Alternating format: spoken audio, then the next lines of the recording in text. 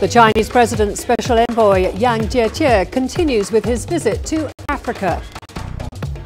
Why the African Union wants the release of the final results of the DRC's presidential poll to be delayed. And Sudanese President cautions against foreign intervention in ongoing protests in the country amid criticism by the UN. Hello and welcome to CGTN. This is Africa Live and I'm Karen Roberts in Nairobi. Also coming up in the programme. In business, Nigeria plans to launch a national microfinance bank to support small, medium enterprises. And an innovative portable ultrasound gadget expected to make a big impact in remote parts of Uganda. A top Chinese diplomat has been visiting the Republic of Equatorial Guinea. The Chinese President's Special Envoy, Yang Jiechi, met with President Teodoro Obiang in the capital. Yang said Beijing would work with the country to meet commitments from last year's China-Africa Cooperation Forum. President Obiang said he welcomes Chinese investment and looks forward to more cooperation under the Belt and Road Initiative. The Chinese envoy is on a four-nation diplomatic tour heading to Cameroon next. Well, before heading to Equatorial Guinea, the Chinese President's special representative was in the Egyptian capital, Cairo. He met Egyptian President Abdel Fattah el-Sisi, Arab League Secretary General Ahmed Abouli Gate, and other Egyptian officials. Prior to Yang Jiechi's arrival, the Egyptian parliament had approved 2 Chinese loans to construct electric trains connecting the new administrative capital to other Egyptian cities. Here's Adel El-Mahrouhi with more. The Chinese President's Special Representative, State Councillor Yang Jiechi, has received a warm welcome in Egypt. Egyptian President Abdel Fattah el-Sisi was keen to commend the significant progress in the Egyptian-Chinese relations. Yang Jiechi confirmed to el-Sisi China's keenness to enhance trilateral cooperation with Egypt in Africa. Egypt is chairing the African Union in 2019, which will allow for more cooperation opportunities in Africa. 2 months ago, Egypt has agreed on $18 billion worth of agreements with the Chinese side. This visit comes in the framework to implement these agreements and look for more opportunities.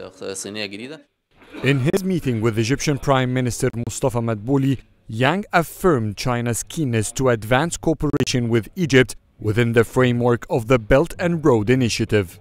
Madbouli stressed that Cairo encourages more Chinese direct investments in Egypt, especially at the strategic Suez Canal economic zone.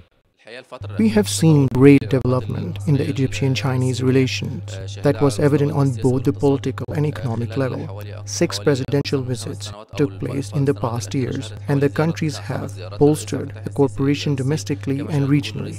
Egypt has strategic geopolitical strength that makes it an important partner for Chinese Belt and Road vision. That makes it an important partner for China's Belt and Road vision. As the director of the Office of Foreign Affairs Commission of the CPC Central Committee, Yang has discussed regional crises with Egyptian officials. Counter-terrorism efforts in the Middle East and Africa was the main talk during his meeting with el-Sisi's National Security Advisor, Faiza Abul-Naga. Enhancing cooperation between China and the Arab world led the conversation with the Secretary General of the Arab League, Ahmed Aboul-Gheit. The State Councillor's visit comes in line with the executive committee formed between Egypt and China to enhance their comprehensive strategic partnership. Yang Jiechi has delivered an invitation from President Xi Jinping to President el-Sisi to attend the Belt and Road Forum for International Cooperation scheduled this April in Beijing. It will be the 6th official visit by President el-Sisi to China. Adel El-Mahrouhi, CGTN, Cairo. Well, Yang Jiechi is next heading to Cameroon's capital, Yaoundé, where he'll meet with President Paul Biya. They will review China-Cameroon cooperation and relations over the years. The leaders will seek to strengthen their ties this year and work to accelerate Chinese-sponsored projects in Cameroon. Well, let's now go live to Cameroon, where CGTN's Panina Karibe is standing by for us in the capital, Yaoundé. Penina, what are the expectations in Cameroon from the visit by the Chinese president's special envoy? Well, Karen, I can tell you expectations here are quite high. The Chinese president, special representative, will get here this afternoon. He will be met by President Paul Biya. They will have discussions early this evening, after which they will go for dinner together with the foreign minister. And I think it's the discussions between President Paul Biya and the special representative that many Cameroonians are keenly watching, because that is where they will get all the information pertaining the two countries' partnership going forward and what it will mean for the people of Cameroon. Now, Cameroon, just to give you a background here, Karen, is a country that has enjoyed warm relations with China for many decades, and there are very many projects here that are being undertaken in partnership with the Chinese government. These are projects that are very central to the lives of Cameroonian people. And so the expectation here is that once a special representative is hosted in Cameroon, there definitely will be something that he will be bringing on board for their friends, the Cameroonian people. And that is what a lot of Cameroonians now are eagerly awaiting for. This meeting, to a lot of people, will translate into tangibles for them, into projects that will have a direct impact on their lives, Karen. So, Penina, lots of projects there in the pipeline. How would you describe ties between China and Cameroon at the moment? Well, you know, Karen, last year, 2018, President Paul Biya was the first African leader to visit China. And when President Xi Jinping hosted him, President Xi described Paul Biya as a senior African leader and an old friend of China. And I think that really captured what these two countries enjoy, the warm relations that they've enjoyed since for the last 48 years since they established diplomatic ties. And President Xi Jinping went on to describe their relationship with Cameroon as one that is built on mutual respect. And he said that they treat each other equally as equal partners, that they support each other for the development of their countries. And they also support each other when it comes to issues of major concern and core interest. And really, I think that was a very loaded statement, Karen, when you think about it, because going around Yaoundé, we have seen numerous projects. Just to talk a little bit about one specific project we saw, it was a water project that will be distributing water here in Yaoundé. There's a huge water crisis in the capital city, and this is the biggest water project in the entire continent, Karen. It is 85% funded by the Chinese government, 15% by the Cameroonian government, and it is the third biggest project in the continent. But when we talk about specific to water, it is the biggest project, almost about $800 million US. So really, this is an example of what President Xi Jinping was talking about when he said that they support each other when it comes to development of these two countries. Very warm relations. And this year, of course, the expectation here in Cameroon, just talking to quite a number of people here in Yaoundé, is that they will continue to strengthen those relations, Karen. Okay, Penina, thank you very much for that. That was CGTN's Penina Karibe there in Cameroon's capital, Yaoundé. Well, as we heard just there, Penina was talking about water. There's a problem with water. Yaoundé struggles to provide adequate clean water for its residents. Well, to combat the constant water shortage in the city, the government has partnered with a Chinese company to generate water from one of the country's main rivers. It's the biggest such project in Africa. CGTN's Penina Karibe again is there and tells us more. The Sanaga River, one of the largest rivers in Cameroon. Its length is about 600 kilometers, making it Cameroon's longest river. Its sheer size makes it one of the country's most important natural resources. But even with such a massive river, Cameroon's capital Yaoundé and its environs have inadequate water. Children get up at 5:30 in the morning to fetch water until 8 a.m. when some of us go to our farms to fend for our families. We return home by midday to do laundry, and when we need water for that, and also we have to cook again using water. In the evening, when the children are back from school, they need to shower, so we use water throughout the day. The government is now looking to this giant river to solve the never-ending problem of water shortages in Yaoundé and the neighboring regions. It has started an ambitious project together with Senomash, a Chinese company, to tap the water from this river and pump it 62 kilometers away in Yaoundé for distribution.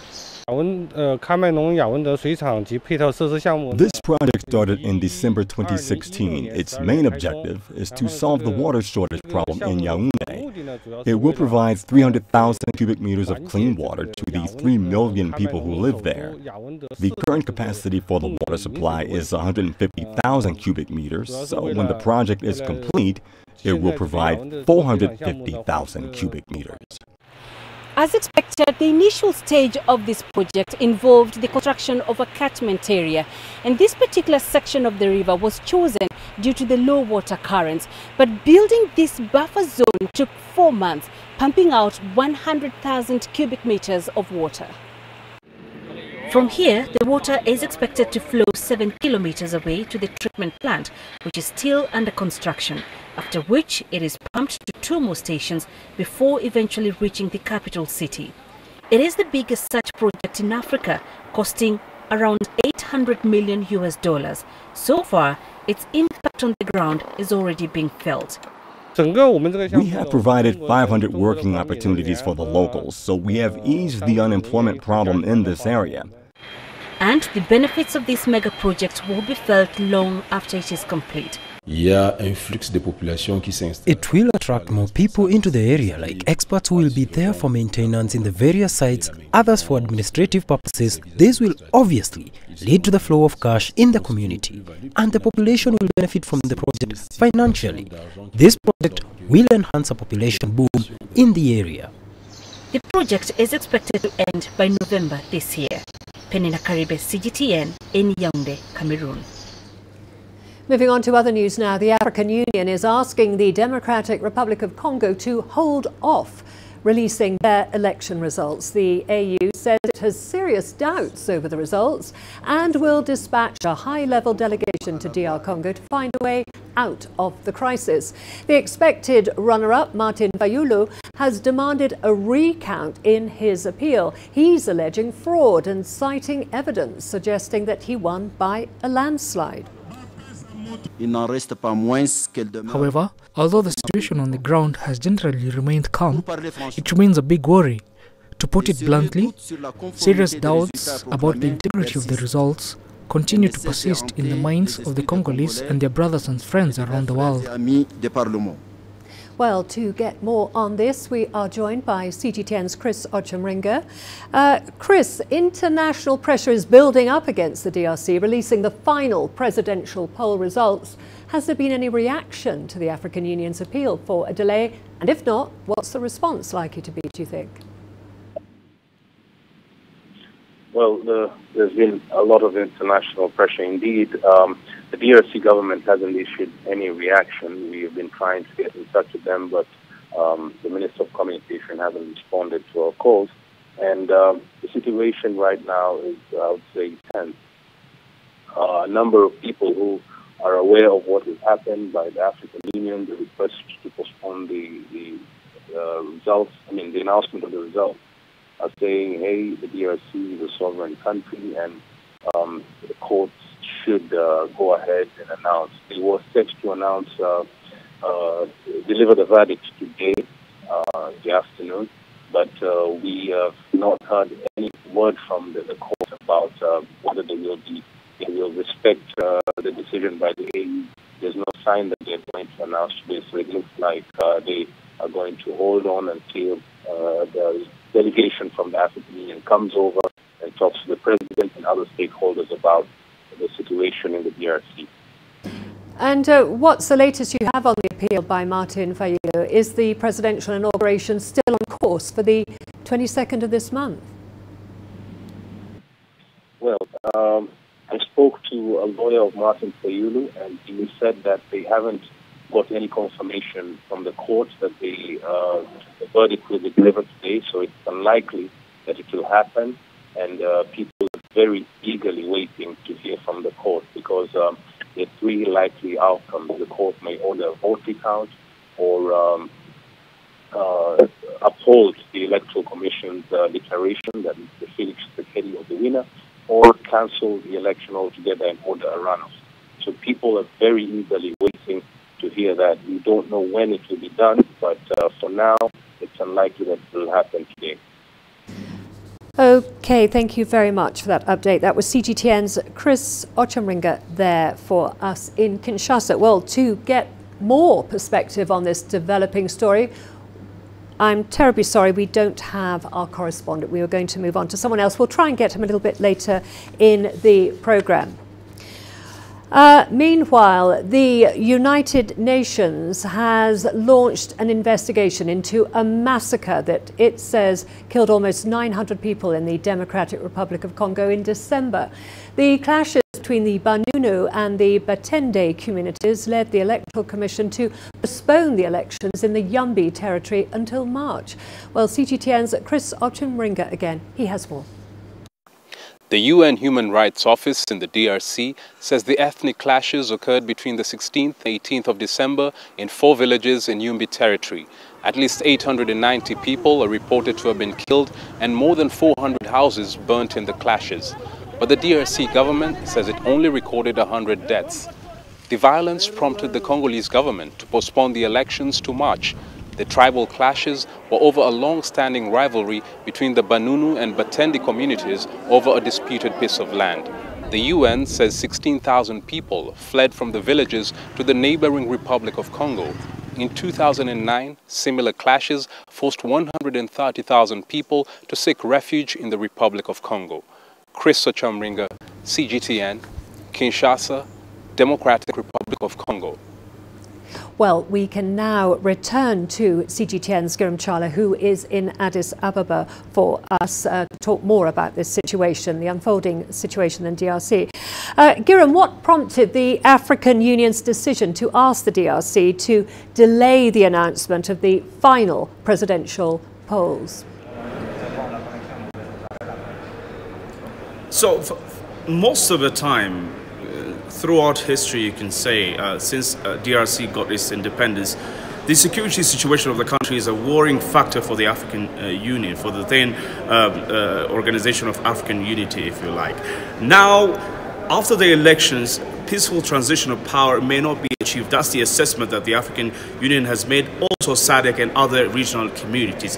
That is why the emergency meeting was called here. Oh dear, I am terribly sorry. We have lost Giram Chala in Addis Ababa. Let's move on now to Côte d'Ivoire. A 2-day exchange seminar on China-Africa cooperation has concluded in the capital, Abidjan. Under the theme China's New Policy, What Consequences for Africa?, the meeting was organised by the International African-China Youth Congress to discuss the prospects for development in Africa. Well, we are going to a short break now. Don't go away, lots more to come, including Sudanese president cautious against foreign intervention in ongoing protests in the country amid criticism by the UN. And Somalia's war on terror receives a big boost from the Qatari government.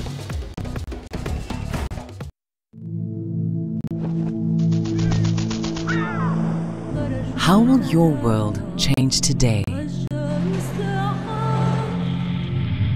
What happens here?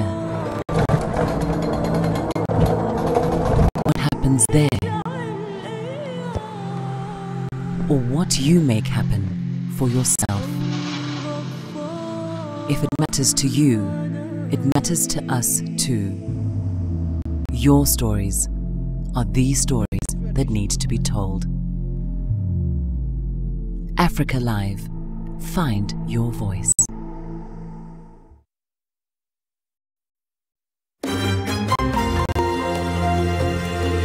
Africa Live. Find your voice.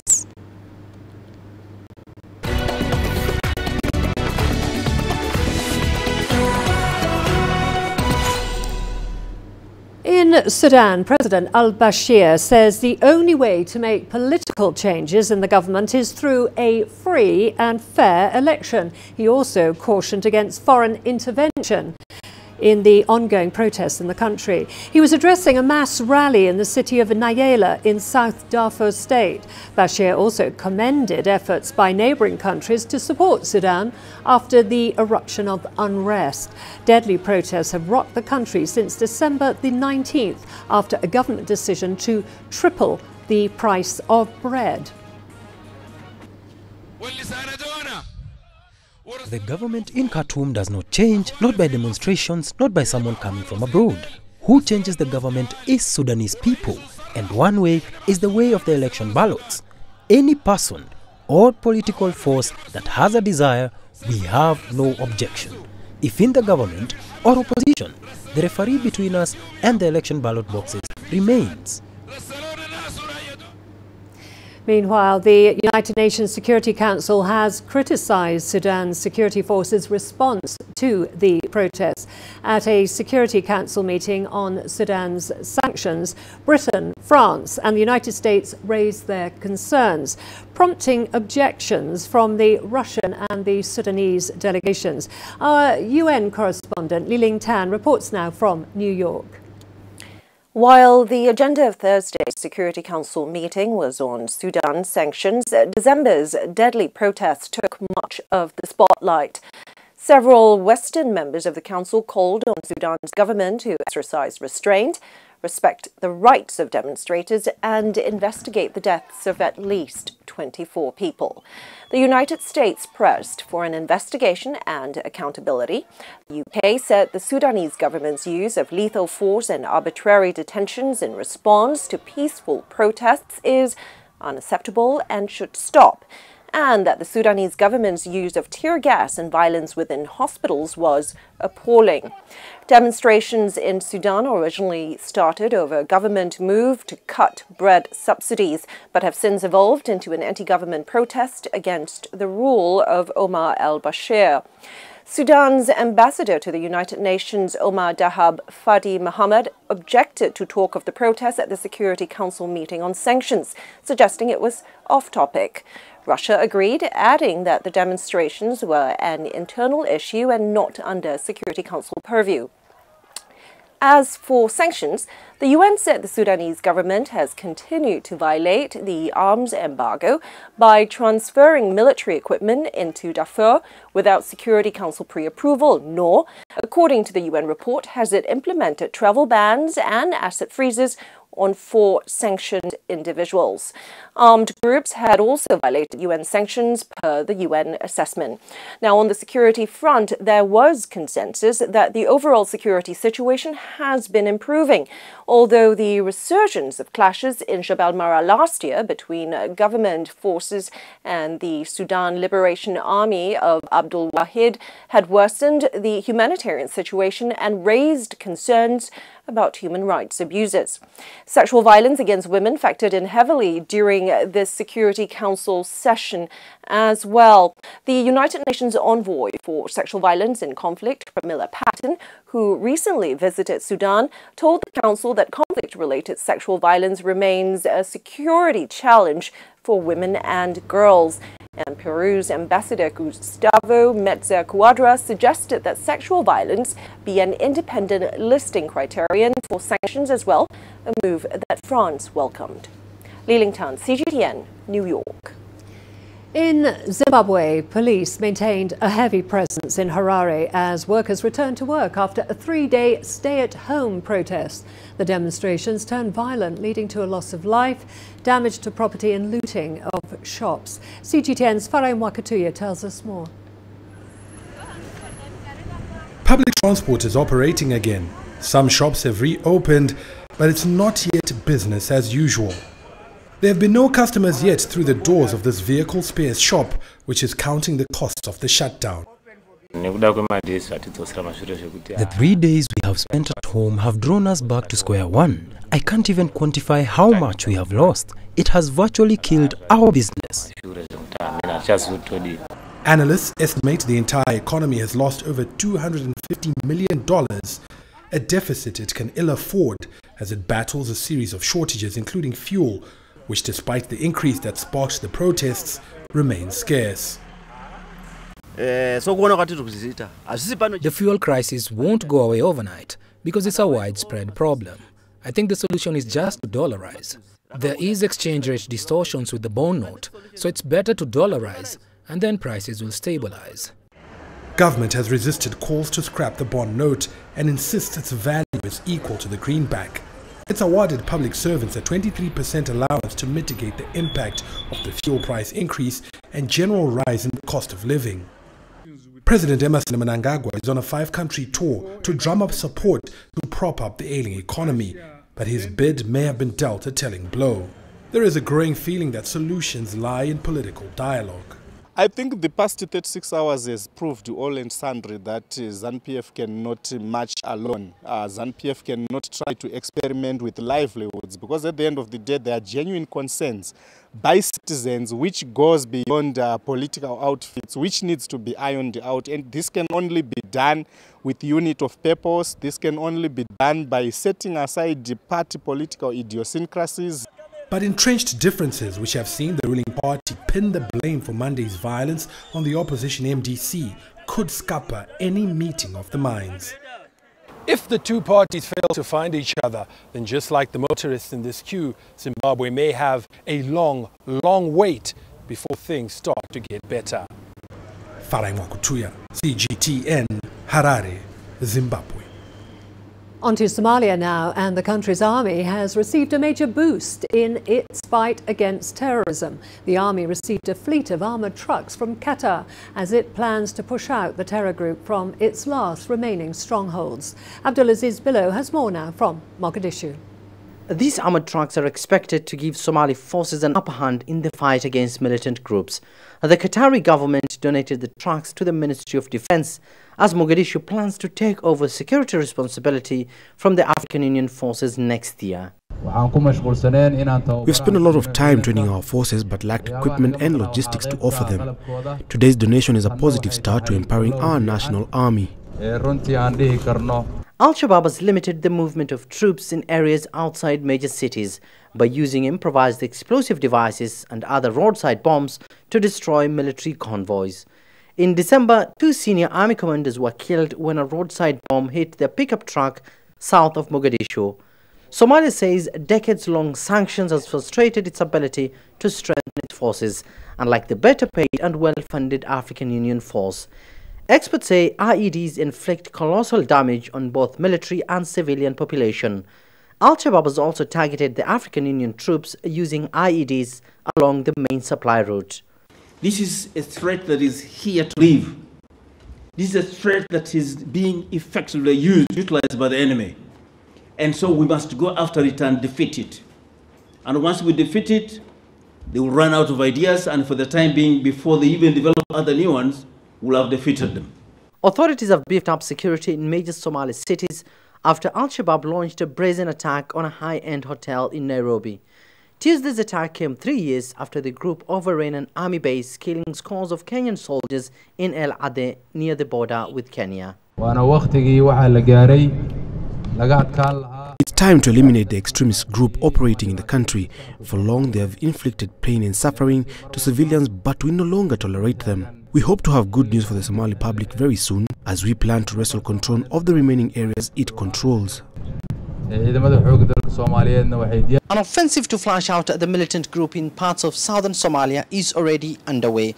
Authorities here say that military operations over the years has frustrated the group's attacking capability and are now calling for more support in eliminating the Al-Qaeda-linked group that has claimed thousands of lives both at home and abroad. Abdulaziz Billo, CGTN, Mogadishu, Somalia.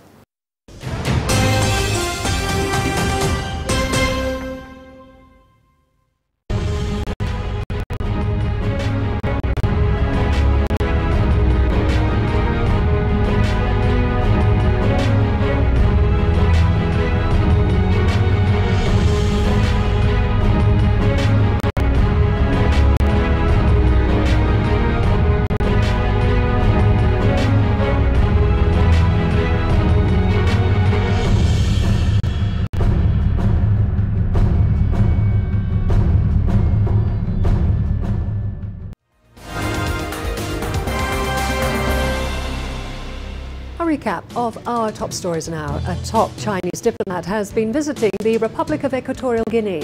The Chinese President's Special Envoy, Yang Jiechi, met with President Teodoro Obiang in the capital. Yang said Beijing would work with the country to meet commitments from last year's China-Africa Cooperation Forum. President Obiang said he welcomes Chinese investment and looks forward to more cooperation under the Belt and Road Initiative. The African Union is asking the Democratic Republic of Congo to hold off on releasing their election results. The AU says it has serious doubts over the results and will dispatch a high-level delegation to DR Congo to find a way out of the crisis. The expected runner-up, Martin Fayulu, has demanded a recount in his appeal. In Sudan, President Al-Bashir says the only way to make political change in the government is through a free and fair election. He also cautioned against foreign intervention in the ongoing protests in the country. He was addressing a mass rally in the city of Nyala in South Darfur state. Bashir also commended efforts by neighbouring countries to support Sudan after the eruption of unrest there. And in Somalia, the country's army has received a major boost in its fight against terrorism. The army received a fleet of armoured trucks from Qatar as it plans to push out the terror group from its last remaining strongholds. Mogadishu plans to take over security responsibility from African Union forces next year. And those are our top stories.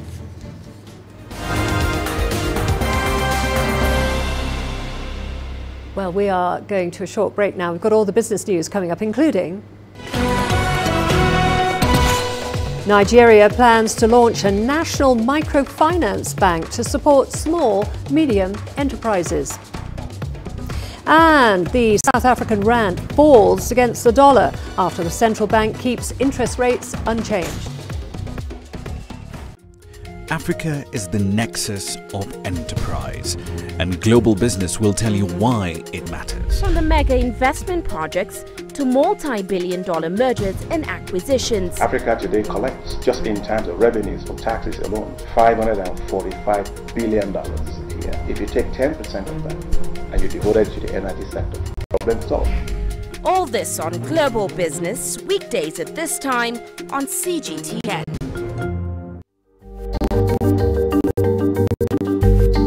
Africa Live. Find your voice.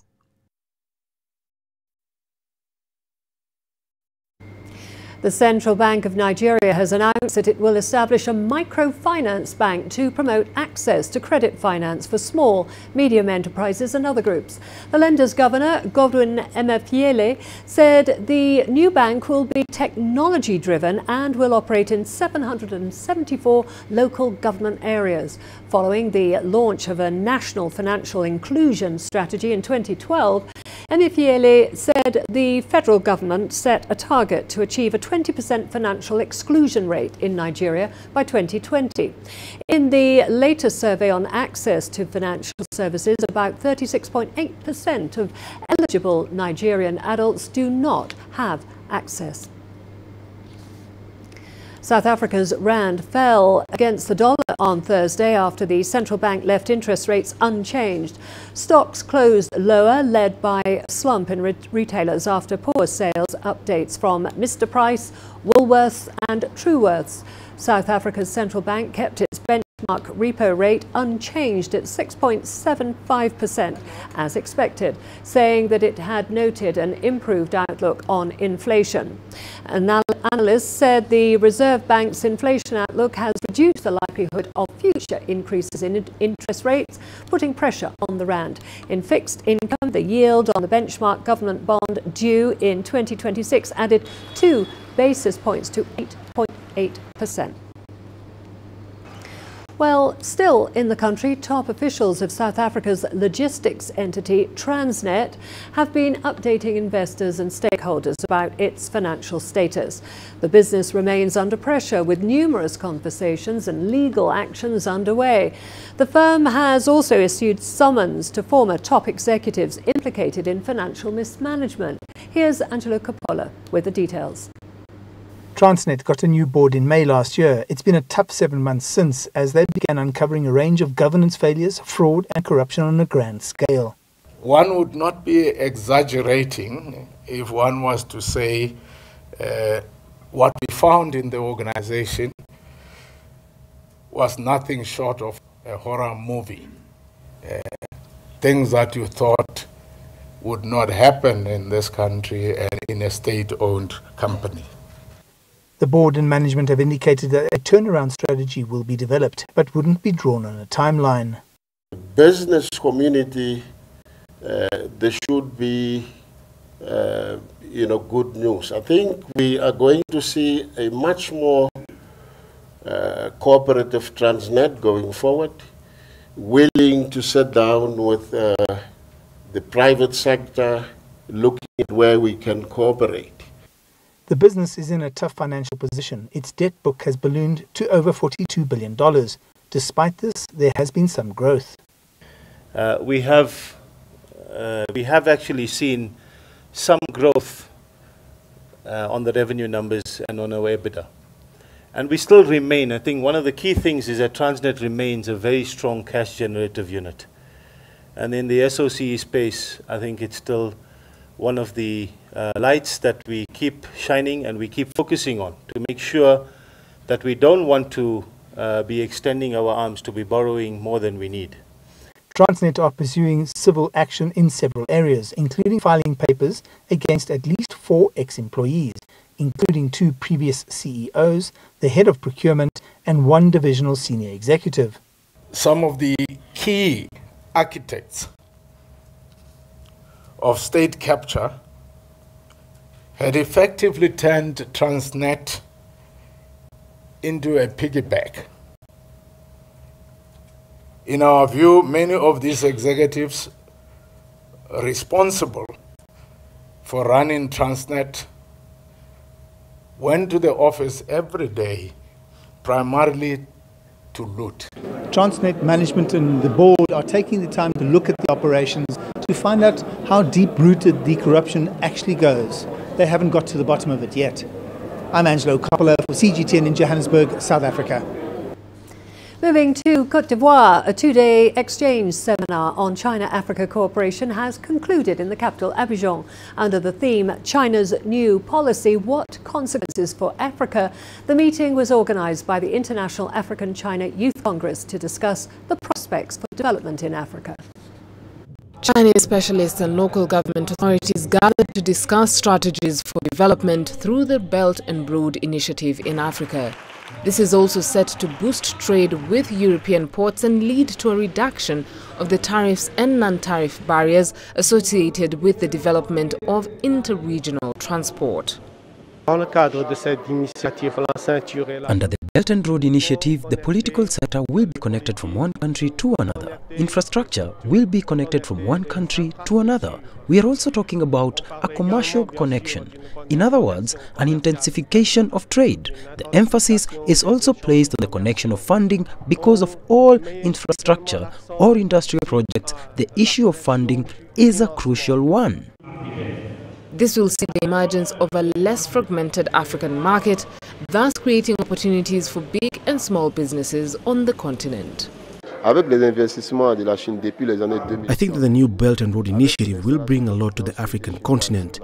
This initiative will also make it possible to really fight the immigration of young Africans, because today, the reason these young people are making such difficult journeys is the lack of employment. With the advent of the One Belt, One Road Initiative, there will inevitably be more infrastructure and new Chinese companies. This will really help African youth to be more stable. The participants also discussed the importance of learning the Chinese language for Africans and especially for young students. By learning the Chinese language, you get more immersed into the Chinese culture. This allows us to break into Chinese psychology and sociology and thus copy Chinese development model so that we too can one day reach their economic levels. Beyond the agreements with China, the African continent will have to overcome several obstacles to derive greater benefits. Key among the challenges is the burden of providing adequate security for a more conducive investment environment. Beryl Oro, CGTN. China's level of bridge construction is internationally recognized, and the list of masterpieces is endless. The Mohammed VI Bridge, built by a Chinese company, is located in Rabat in Morocco and is one of China's landmark projects overseas. This is Morocco's first cable-stayed bridge and the largest such bridge in Africa. It was constructed by the China Railway Major Bridge Engineering Group at a cost of $32.45 million. The bypass is part of the North African country's road plan of 2035. The plan aims to build new roads and improve current ones in the next 25 years, with isolated rural areas among the biggest beneficiaries. The motorway has also helped alleviate traffic in the cities of Rabat and Saleh, as well as to reduce the emission of greenhouse gases. We Moroccans have long endured a very uncomfortable passage through Rabat. We used to spend a lot of time, which was really tiring. We have always dreamt that one day this problem can be solved. Now this wish is fulfilled. We have this bridge, which is a piece of art. As a driver, I often travel this way. It used to be very time-consuming and very hard. Now, however, the Chinese have come here to build this bridge, the Mohammed VI Bridge. We are now able to pass this section very efficiently, saving a lot of time, and I'm really happy about it. Climate change and deforestation are putting more than half the world's wild coffee species at risk of extinction. That's according to scientists at the Royal Botanic Gardens in Britain. This includes the popular commercial coffees, Arabica and Robusta. CGTN's Terry Wangari takes us through their findings. Research published by experts at Britain's Royal Botanic Gardens found that current conservation measures for wild coffee species are not enough to protect their long-term future. The main threat to the world's coffee species is deforestation. And that's because most coffee species actually occur in forests. Among coffee species under threat are some that could be used to breed and develop the coffees of the future. I think climate change is a particular concern, because the species we grow occur in very narrow climatic envelopes. That means that as the climate changes, as temperatures increase and rainfall decreases, the suitable area for growing this coffee diminishes. And that translates also to the wild species. The species in Africa, Madagascar and elsewhere, is that they occur in forests. And those forests are being impacted by climate change. The researchers, whose work was published on Wednesday in the journals Science Advances and Global Change Biology, said their findings are a concern for Ethiopia in particular. Ethiopia is the natural birthplace of wild Arabica coffee and Africa's largest coffee exporter. Around 15 million Ethiopians are involved in coffee production, and annual exports have an estimated value of $1 billion. So you might say, so what? It's only a drink. Well, it's a pretty important drink. For producing countries, it's particularly important. So there are many tropical countries which depend on coffee for their majority or the bulk of their export earnings. It's estimated that around the world there are 100 million people producing coffee in farms around the world.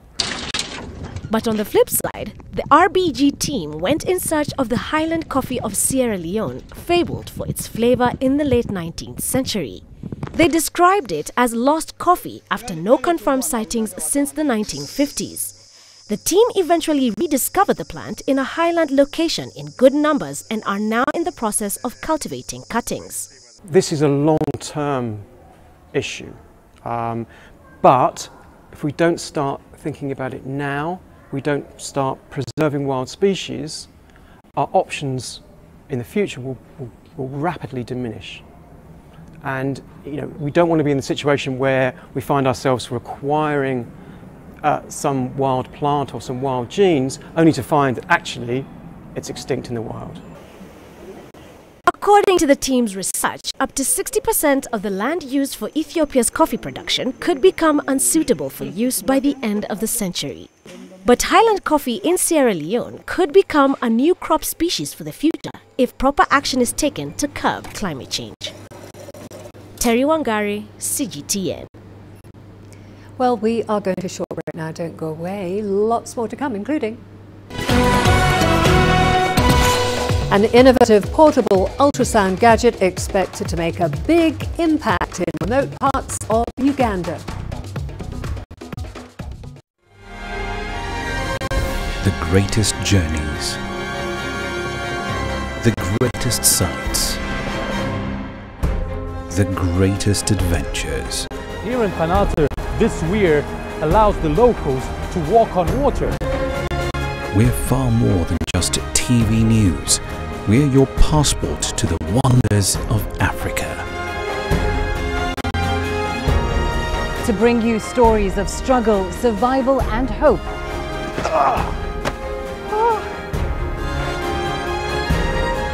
So let's explore.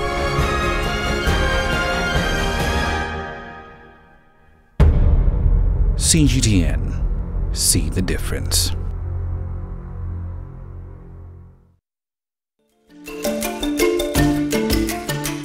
Africa Live.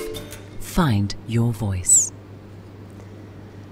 A Ugandan startup has developed a portable ultrasound gadget that will help people in remote parts of the country to access affordable scans. The M-Scan device is cheaper than conventional ultrasound devices and can be used with a laptop, a tablet or a smartphone. CGTN's Laura Walubengo has more.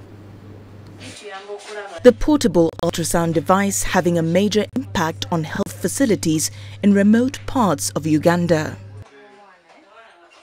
Connected to laptops, tablets or smartphones, it can allow users to send their scans to specialists for further analysis at much affordable rates compared to existing devices. It is a product of a Ugandan company called M-Scan and is changing lives for pregnant women in low-income or rural areas. As you may know, in most rural areas, electricity is just a luxury. So when we were posted there, other people were carrying out their jobs, and for us, our hands were tied. We could not use the knowledge that we were learning in school in the hospitals where we were posted. And then mothers kept dying of conditions that we knew could have been scanned on ultrasound and prevented. Phyllis launched the device in 2017 and is now introducing it to various health centers across Uganda. It costs about $2,500. It's nearly half the price of similar machines that are only available to big hospitals. The company regularly holds outreach programs offering free scanning services for pregnant mothers. So far held 3 camps and we've scanned over 100 mothers. And of those 100, we've detected 16 complications in these mothers, and these mothers' lives were saved. M-Scan is mainly funded through grants and prize money won in various tech competitions. An ultrasound costs $20 per scan at a hospital. The innovators hope to eventually help bring down ultrasound costs to about $3. It's so comfortable, it's so easy, and it's convenient. I think it is a lifestyle we have to adopt. Phyllis and her team plan to take the device to more parts of Uganda and also market it around the continent. Cameroon has over the years enjoyed warm relations with China, and the influence of the two countries on each other is now becoming evident. The Cameroonian government has rolled out a curriculum to teach Mandarin in public schools. And as CGTN's Padina Karibe found out, the interest in the language is quite big. Let's take a look. A lively debate going on about the merits of rural versus urban life, a timely topic in a continent currently experiencing an explosion of rural-urban migration. One by one, the students stand while articulating their points on their choice, not in English or French, but in Chinese. The government bilingual high school Yaoundé, or simply GBHAs as it's locally known, is one of the public schools in Cameroon that is teaching Chinese as part of their curriculum. It is an initiative started by the government a few years ago and is a reflection of the growing ties between Cameroon and China. As you can see in Cameroon, there are a lot of Chinese and Chinese companies that are helping us put up infrastructure in the country, and as a result, the students here see a lot of opportunities. So they know if they learn Chinese now, it will help them in future. 在帮我们建设了一些公共设施。 Initially, it was difficult getting students to enroll for the classes, but with time, more people appreciated its importance. I think it's important for me because it's one of the languages that are most spoken in the world. So I think wherever I can go, I can speak Chinese and I'm going to communicate very well.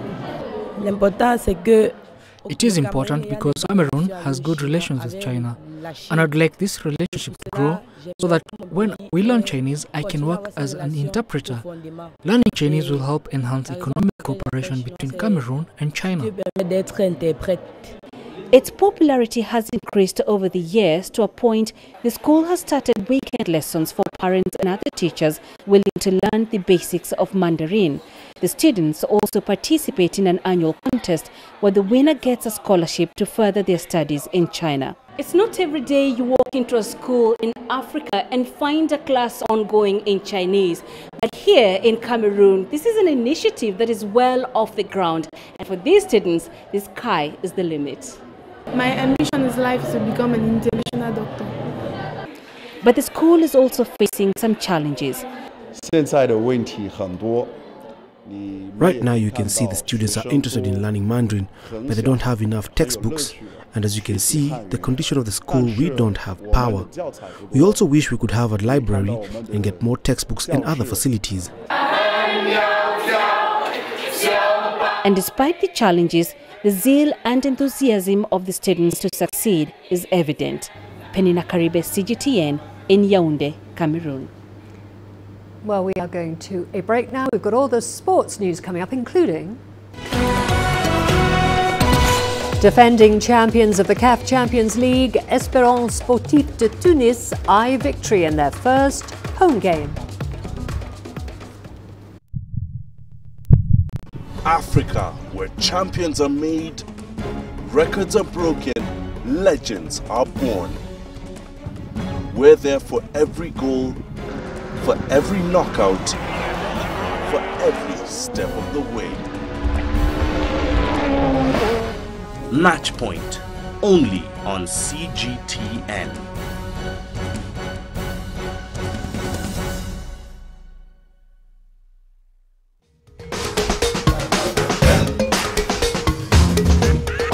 Africa Live. Find your voice. We begin with African club football. Espérance Sportive de Tunis of Tunisia are in Group B. The champions are alongside Horoya FC, Orlando Pirates and FC Platinum. They started off their title defence with a 1-1 draw away to Horoya and will be looking for a victory when they welcome FC Platinum for their first home game for the 2018-19 CAF Champions League season on Friday afternoon. Here's CGTN's Adnan Chawashi with more. The Espérance Sportive de Tunis will play their second match in Group B on Friday to defend the CAF Champions League title against Zimbabweans FC Platinum. We are playing at home. We have no choice but to win. Espérance needs the 9 points in the 3 matches to qualify. FC Platinum is a strong